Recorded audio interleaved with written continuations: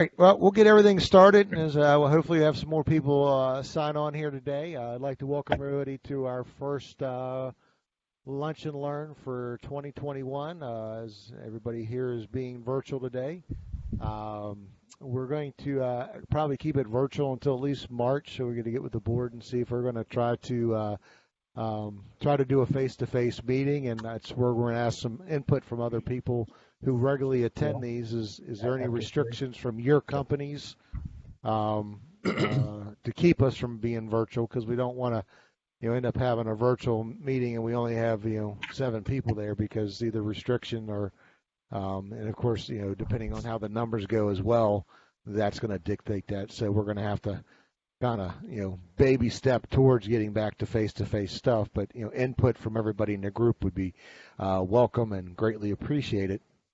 At this time, I would like to introduce our speakers for today. We've got Lindsey White and Robin Ernst from Monarch Vegetational Service. They just rebranded their name here in January. And they're going to talk about incorporating native vegetation into your projects. So at this time, they're going to ask, we hold the questions until the end, so you can post those questions in the chat, or at the end when we open it up, you guys can ask your questions and we'll get some answers. So we're going to turn over everything, and I think Robin's going to do most of the presentations. At this time, I'd like everybody to introduce Robin to you. Hello? Recording is on. Okay. Now how do we go to the, bear with me with my technology screen here.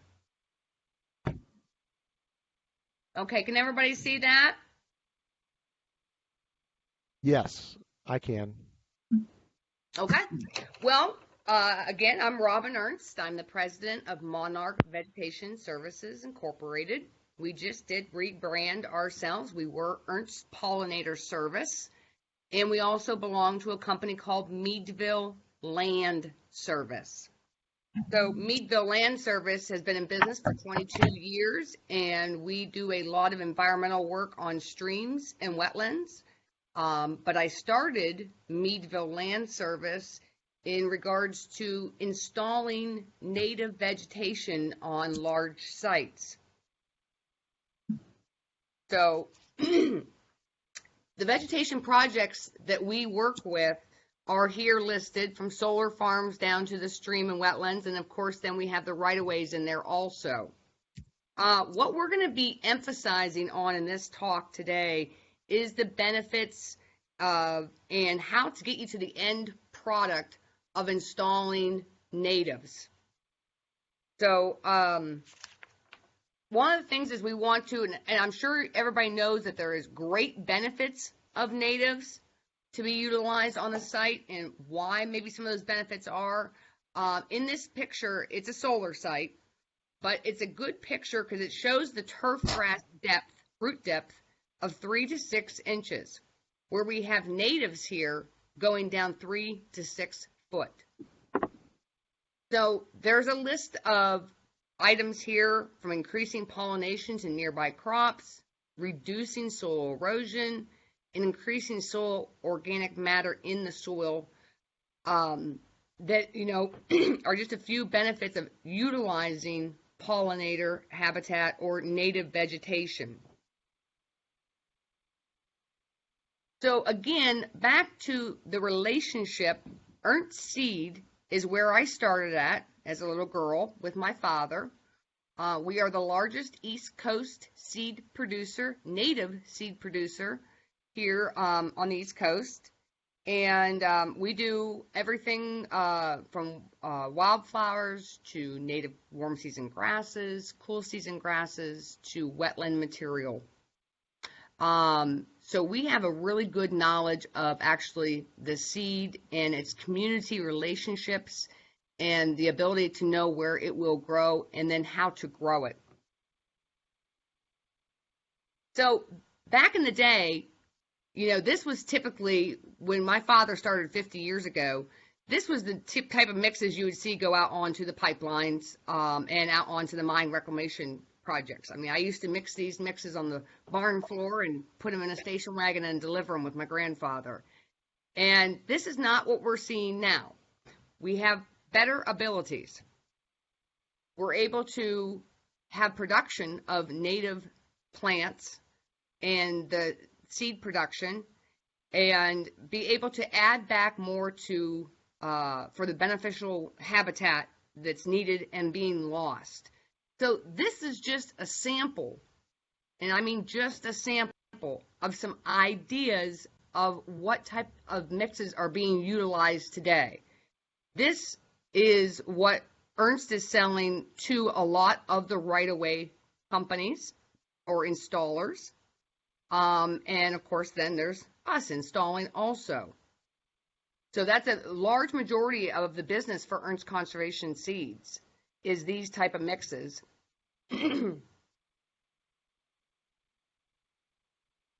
One of the things I thought that I would prepare you with, excuse me, is what are the questions we need to ask to get to the final product? So these are some site questions that I feel are beneficial to take to the landowner, to the client, and say, okay, what are we looking at here? And I think the third one down is probably going to be the most important one. It's the goal criteria. Obviously, we can go pollinator friendly. We can go for wildlife benefits, forage benefits. And the most important one is a conservation permit ordinance or regulations. We have to have that because we know that you have to get your permit to get in there to get the work done and then restore the area so you can be taken off that permit. So how do we align that conservation permit with these things such as, do we want it pollinator friendly? Do we want wildlife, forage? What benefits do we want to get out of this and also then meet our ordinance? So again, these are some questions that we ask the client when trying to help them get to their end product. Land use in history is basically, what it was prior used for. It might just be woodline. It might be some pasture areas, various type things that the land could be used for. And that's important to me because that's going to allow me to know, what has grown there before. Also, what type of invasive species could be on site. This is a very critical question that we deal with a lot when we're establishing native vegetation, is what's the invasive species that are existing on site and how do we deal with them? So that's something that that has to be kind of brought to the forefront of, okay, do we have a lot of Phragmites? Do we have a lot of reed canary grass? Do we have a lot of silk grass? Different types of species that can be very competitive when trying to establish natives. We also then have, what's the soil conditions? I simply put wet or dry, and not trying to get too, complicated, but mainly is, what are the soil conditions? Do we have springs leaking through the sides? Do we have acid mine drainage? And these are all things I've seen on different right-of-way sites. Or do we just have steep, rocky ground? So once we get an idea from the client what the end goal is to be, then we can go and we want to incorporate a cover crop with the seeding production that we do. Now this is important because of course, going right back to the conservation district and getting the area stabilized. Also with getting the area stabilized is we are then starting to help outcompete any invasives that are wanting to try to come in. So there, you can see here we have several different types of species that we suggest to plant in the timing of year that they plant. One of the things that is so easy is in a lot of specifications when you're going back and doing your restoration, and it has a whole section there called temporary seeding. And a lot of times that's done, again, temporary, because you got to button up the site right away. Or we do have a site that can be, heavy erosion. This is so simple to utilize these cover crops and inexpensive to utilize these cover crops to get our stabilization under control, but will not fight with a contractor like myself who's coming in to install natives and to get them thriving.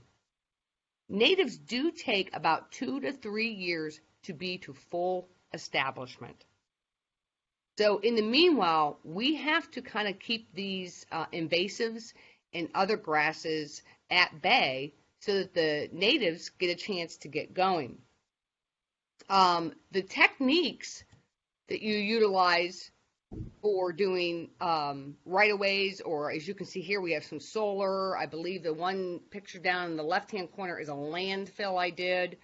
The different techniques is you can drill seed, which you see on the upper right corner. We're actually right underneath some solar panels there.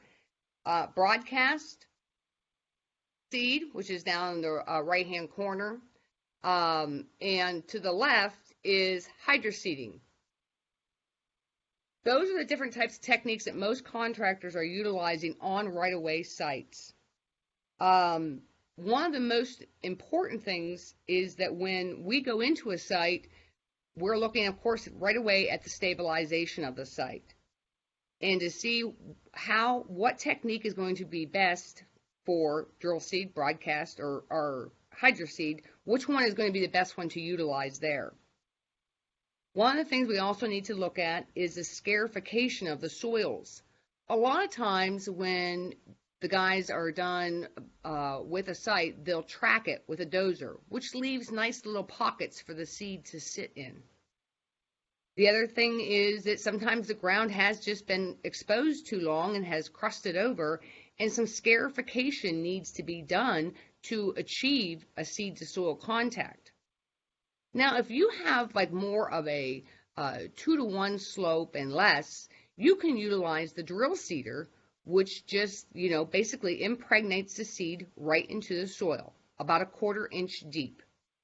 And that requires it's less erosion disturbance and gets a really good seed soil contact. And we have specialized drills that are specific for native grasses and wildflowers. When you broadcast, that scarification is so important because we need to go back to seed to soil contact. Getting that seed to soil contact is so important with the natives. Then with the hydroseeding, again, you definitely want to try to scarify the soil if possible. I understand sometimes in steep situations that is not able to be done. But the hydroseeding then can be broadcast or shot out with different types of hydromulch. I'm pretty specific about my hydromulch that I utilize. We won't get into those products, but it's not just a throw down 1,500 pounds of a wood mulch with the hydroseeding. That will not do. It will not hold. So these are some of the things that we kind of call ourselves a moving circus. We work all up and down. You want to take me off that thing right there? I believe John said that'd be a good idea.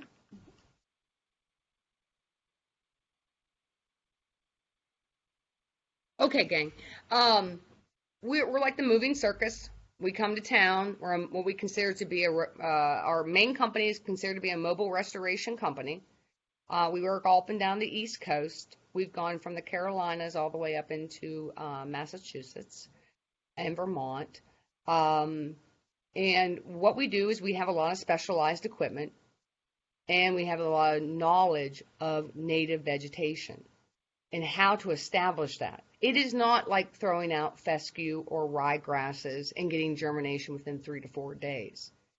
That's, again, why we want to utilize those cover crops. That's very important for your stabilization. And I think it's important that we get on the beginning end of the restoration work because that goes into the permitting. And once we have that written in, we're seeing a lot with the conservation districts on some ends of ours with solar especially, is that if that permit is not including native vegetation, which is more beneficial for the site, it's getting turned down. And they are not allowing these companies to put down fescues and ryegrasses, which have no benefit to our habitat or environment. So it's important that when you're starting to work with your engineers or engineers yourself, that we look at the aspect of, okay, what type of areas do we have that we need to establish, and then what kind of native vegetation do we need to put there, along with a quick stabilization. So we can, get that permit tightened up, but we also can get an end beneficial product, and that is the native habitat.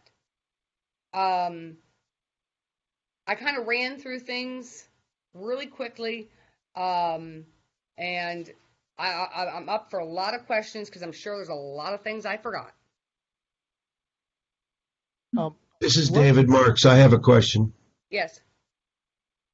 I have a question about protecting the costs when you're doing all the reseeding. When we did an extensive project on the Mountain Ute Indian Reservation, and when we reseeded, we went back to find out that everywhere we reseeded was better than any of the other parts of the reservation.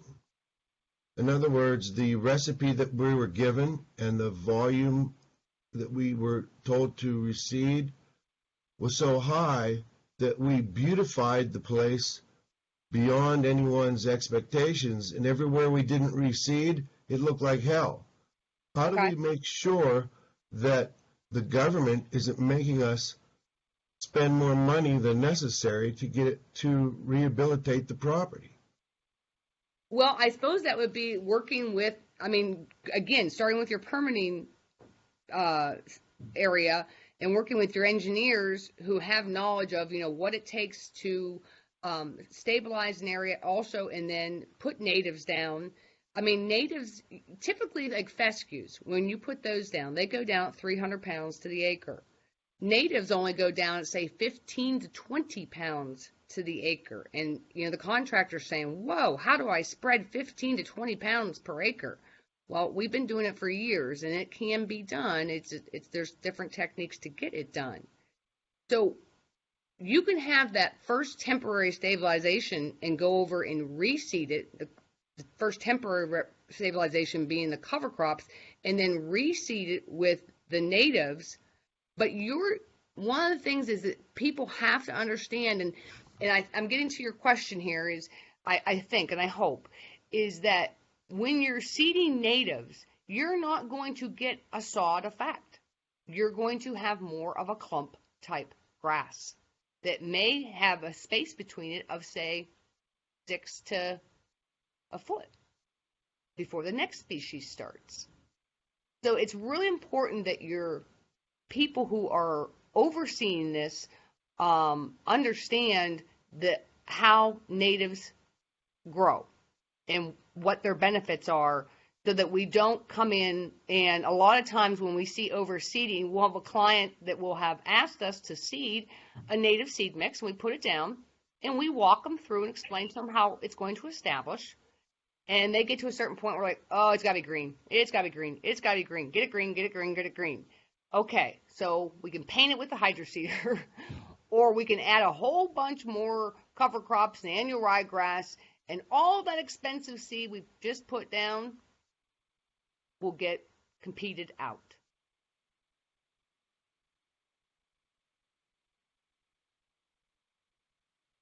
Well, thank you for your answer. I just don't know how to keep from overseeding by the government recipe, because it looks like we spent hundreds of thousands of dollars more than necessary beautifying the Ute Reservation. Can I ask, what was your installation method the first time versus reseeding? I don't know what that means. I'm a surveyor. So it was like the first time, was it hydroseeded? Second time, was it broadcast? Or was there a different method that it turned out better? I don't know what methods they used. Because I don't know. sometimes, All I know is when I went back, it was crazy beautiful. sometimes And without, everywhere we didn't go was the plane. Hmm? sometimes without this proper site prep, it doesn't do as good. So they do double the amount of seed work. But unfortunately, with that reservation and that, hopefully they do appreciate you seeding it with that better mix. Oh, they Did you did. end up But putting, did you put natives in? we had to put natives in. We had to follow the government recipe. Okay, follow the government recipe. Okay. And then, what Lindsey was discussing about how the installation manner went, that has a lot to do with it. But I also, David, see a lot of times where the government doesn't understand this is not fescue, this is not ryegrass, this is not Bermuda grass. It is not going to establish quickly. And they get very anxious that they've got to see green or they've got to see this cover. So And it sounds like what they these end up folks doing, overseeded. pardon me? It sounds like they may have overseeded based on your thoughts. Yeah, that sometimes can happen, and believe it or not, I've done a lot of landfill sites. I mean, I've worked on the 9/11 landfill, and had to go out and explain to them about how this is not going to cover like a golf course, guys. This is not what it's going to look like. We're going back to what you would go out in the thickets and play in, and that type of situation. Not a golf course. Completely different. And so we have to kind of hand walk people through there. But at the same time, the most important thing is that we are stabilizing the site. If you don't have your stormwater under control and you are just going in and trying to establish natives, if you don't have those ENSs and BMPs in place, you're setting yourself for failure with either fescues or natives.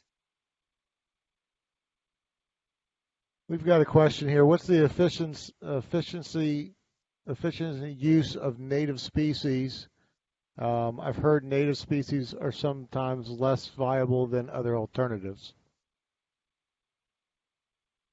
Okay, like as far as what I was just talking about, the growth or like the cost per acre. Justin, do you want to chime in and ask your question? He says both. Okay, Yeah, well, yeah, what I'll we're say, seeing, yeah, I've just heard both. Like some said that we can't go pure native because we wouldn't have very good success. Like maybe they would get outcompeted by some invasives or they wouldn't grow in as efficiently. Kind of like what you're saying just now, to that one gentleman's question. So they're kind of recommending to, I guess, blend other yeah, a species little bit of in there. naturalized species along with native. Yeah. Yeah, and we do see that in some situations where we might have an area that has a little bit more of a difficult slope on it, and we're dealing with a lot of erosion. Maybe we need to put in some hard fescues, but we have to watch that seeding rate so it doesn't get too overpowerful and then start to outcompete this stuff that you just paid a dear amount of money for and that is going to give you your beneficial habitat. Okay. So as far as cost goes, we quote 30,000 acres a year just about, and we are really starting to get people to understand, one, there is benefits from natives, and we are really starting to see just in these past 2 years how cost-wise we're right up there with just trying to put out regular old fescue. Now I say fescue because that's a big thing here on the East Coast. With doing schoolwork? You mean because of schoolwork? What are some of the way you address stuff as far as the different seasons? I know, like you said, Randy today had to go do an emergency seeding. Is your mixtures going to be different doing a seeding in January as it's going to be in maybe May or August? Randy would be doing what we consider, if I'm correct, is he doing a dormant seeding? He is. Okay, he's doing a dormant seeding today. And dormant seedings I truly do like. They are done typically from November on into March, as long as we don't have freezing soils. And that allows for us to put the natives out, and they kind of go through a natural process to help break their dormancy and hard seed. So that's kind of what Randy's doing today because of some timing of the project. And the timing does make a big difference. I think, if we talked about the cover crops in the one slide.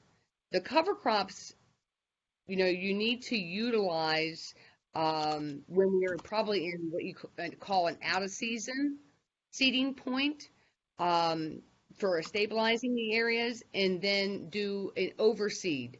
Again, you might see a little bit additional costs there, but typical method here in like Pennsylvania, Maryland, Virginia is going to be a broadcasting or drill seeding of the cover crop. And then around here too, we have to mulch, typically 2 to 3 tons to the acre of straw mulch. And then you can go back in and sometimes overseed the natives into that. Again, a lot can have dependency on the contour of the site. So we try to treat each area pretty specific to what it is. Techniques of installation is critical. I mean, we've seen this. I've wrote manuals on it for Virginia Department of Environmental Quality. This is a very big deal, is the techniques that are needed to install these type of natives and get good establishment and not just throw seed to the wind. We also have better success with dormant seeding because like we've done solar projects in the middle of July where the ground's too hot and the seed banks will fry the seed. So those natives, they like the dormant seedings. And with the native seeding, do you get does that allow for more pollinators to be generated?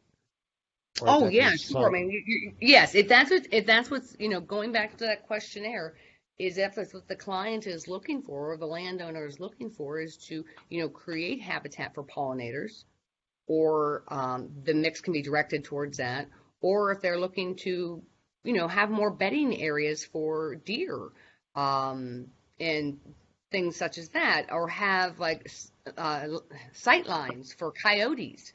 We can put in native vegetation, again, that's going to have more benefits for habitat. It's going to have a deeper root system. And maintenance is something else that I did not put into this. Maintenance is important with the native because, especially for us in like typically the solar industry, we are looking at what they call operations and maintenance, where we are able to cut cost 3 years after establishing the natives for the operating company, because we're not out there fertilizing. We're not out there mowing. We're just doing, say, one mow a year, sometimes with the natives after 3 years, or 2 mows a year.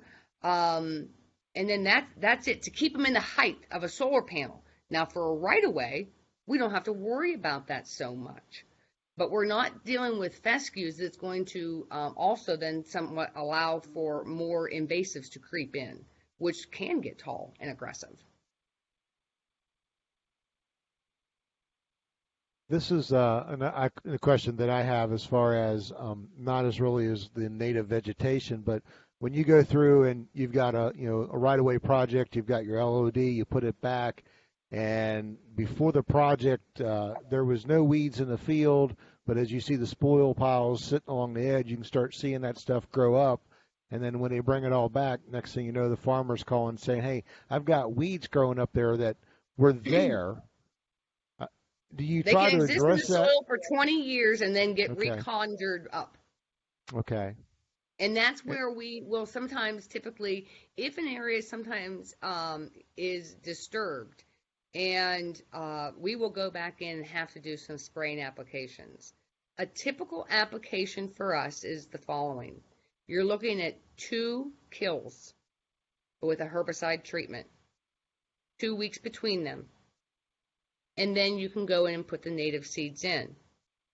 A lot of times you are right on spot when you say, well, those weeds weren't there before. I did a whole convent that wanted wildflowers, and all I got was pokeweed. And they kept trying to say I had pokeweed in my mix. And I assured him I did not, and that I had basically conjured them up when I tilled the soil. And I probably should have done another spray after that tilling to get rid of that new growth of the pokeweed. So live and learn.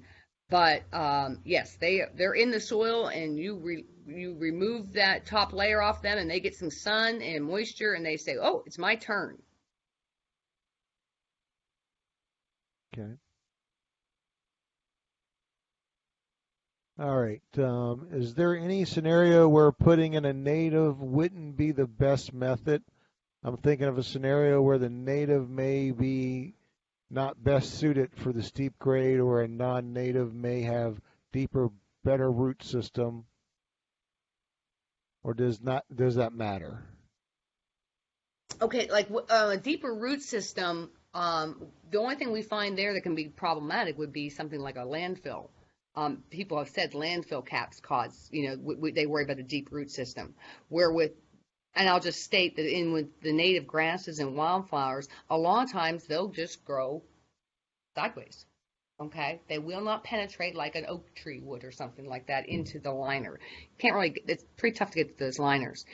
As far as natives versus and the steep slopes. Yes, I think that one of the questions that I think David had brought up earlier was maybe about having some naturalized species along with the native species. Because we have two things we're trying to take care of. We're trying to take care of erosion control, and we're also trying to establish beneficial vegetation.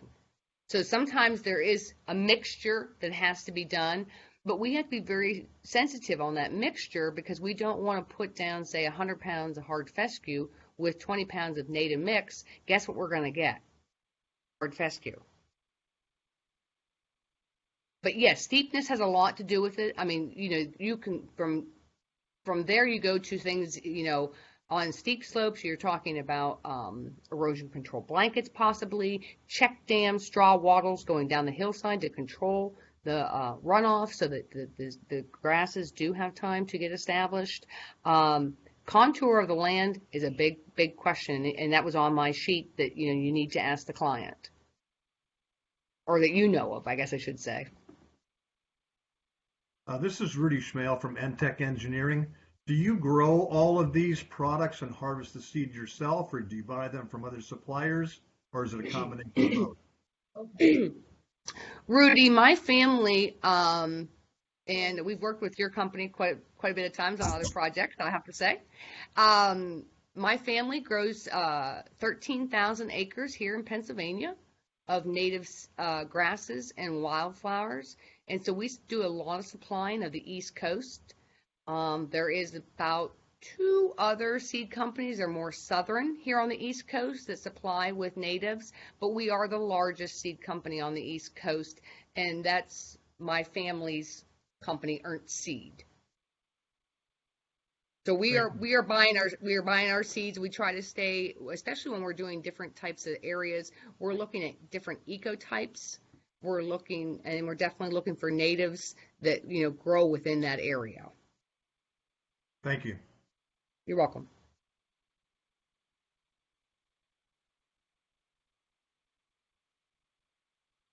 Do we have any other questions from other attendees?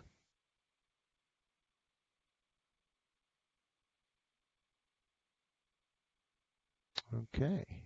Well, I thank you very much for your time to listen to us, to have some appreciation for the natives, and understand that we have appreciation that you have project deadlines and that you have permits to meet, and how we can put that together and still come out with beneficial vegetation. So thank you. Thank you. Now, just an additional question with some more of these renewable projects that we're seeing around the country, is compared to like an oil and gas pipeline. Are you seeing a more uptick into those projects compared to what you've seen 10 years ago, as far as the projects, and then the focus on the native vegetation over just somebody coming back in and spreading whatever they thought was best? Oh no, you're definitely seeing. I mean, regulatory books. I mean, we're actually working with folks who are rewriting PennDOT specifications, rewriting ODOT specifications. Maryland, again, I did a lot of work with the Department of the DEQ, Department of Environmental Quality. Thank you very much. Sorry, in Virginia, on how this, these are to be established. They are going away from these fescues. I mean, they are just saying that this is not naturalized, or this is not native species that we want. We want native species growing here, which are more beneficial. I mean, we all know that we're losing our pollinators and so forth like that. Well, it's due to the fact that we're losing our habitat. So what better way to add back to this habitat once we've come balling through there than to give some of these invasive species some area to grow? I think you'll get to a certain point where, and we used to be big into the crown vetch production and bird's foot trefoil and things like that. Again, I mean, mine reclamation, we did all kinds of stuff like that. Now you do a mine reclamation project in certain states, and you are doing with switchgrass, big blue stem, wildflowers. They are not putting back those other species that are not beneficial. But we've come a long ways because the production was not there, John. Ernst Seed just started producing natives 30 years ago. And prior to that, we produced crown vetch, and that's a huge taboo word these days. You don't use crown vetch on certain sites, and by gosh, it surely helped the highway sides, but it is not what is to be utilized today. It does not give the benefits that the natives do. And now we have the native production. Okay. Last chance if we have any other questions. We did have a comment. It's an excellent presentation. Let's see here. So I don't think we have any other questions. Just to let you know, we have a couple first timers today. What we generally do is I'll send out a complete list of everybody that participated today with their names, company names, emails, and phone numbers. If you're a first timer and you don't want your information shared, drop me an email this afternoon. I believe I captured everybody but one person on the call. I have one person listed as user. I don't know who that is. But if I send out this, I'll send out this list probably tomorrow morning. We'll share that with everybody in the group so you can connect with them on LinkedIn. And then also we'll process the video and we'll upload it to our YouTube channel and share with the group as well. Next month, we have Charlie Nobles from the IRWA coming to speak. He's the new CFO. Going to be speaking to the group. So we appreciate everybody's time. And if anybody has any follow-up questions, you can reach out to either Lindsey or Robin, and they'll be happy to answer your questions. All right. At this time, we'd like to thank everybody and let everybody else get back to their day, and appreciate taking your lunch to be with us today. Thank you very much. Thank you. Thank you.